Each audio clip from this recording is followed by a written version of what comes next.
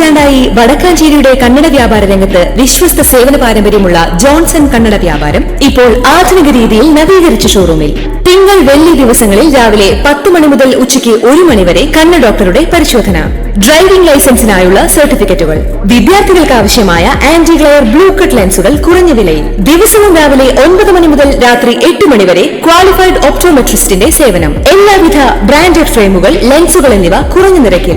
Johnson Kannada വ്യാപാരം, John's tower, divine ആശുപത്രിക്ക് എതിർവശം, Vadakkanchery. Phone 94963474.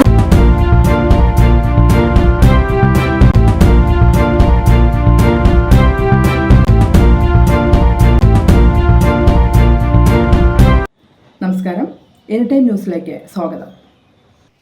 ദുരഭിമാനക്കൊലയെ ന്യായീകരിച്ച് തമിഴ്നാടിനും സംവിധായകനുമായ രഞ്ജിത്ത്, ജാതീയമായ ദുരഭിമാനക്കൊല അക്രമമല്ലെന്നും കുട്ടികളോട് മാതാപിതാക്കൾക്കുള്ള കരുതലാണെന്നുമായിരുന്നു അദ്ദേഹത്തിന്റെ ന്യായീകരണം.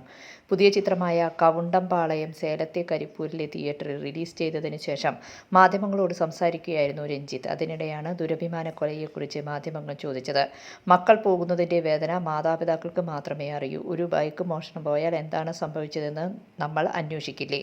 കുട്ടികൾക്ക് വേണ്ടി ജീവിതം ഒഴിഞ്ഞുവെക്കുന്ന മാതാപിതാക്കൾ ദേഷ്യം പ്രകടിപ്പിക്കും. അത് അക്രമമല്ല, മക്കളോടുള്ള അവരുടെ കരുതലാണ് എന്നായിരുന്നു അദ്ദേഹത്തിന്റെ പ്രതികരണം. നടന്റെ പ്രതികരണത്തിനെതിരെ കടുത്ത വിമർശനമാണ് ഉയരുന്നത്. ദുരഭിമാനക്കൊലയ്ക്കെതിരെ പോരാടുന്ന വ്യക്തികളും സംഘടനകളും നടന്റെ പ്രസ്താവനയെ അപലപിച്ചു. ഇതാദ്യമല്ല നടൻ വിവാദങ്ങളിലാവുന്നത്. മുൻപ് ചെറിയ വസ്ത്രം ധരിച്ച് സ്ത്രീകൾ എല്ലാവരുടെയും മുന്നിൽ നൃത്തം ചെയ്യുന്നതിനെ മോശമായി ചിത്രീകരിക്കുന്ന പരാമർശം നടത്തി വിവാദം സൃഷ്ടിച്ചിരുന്നു.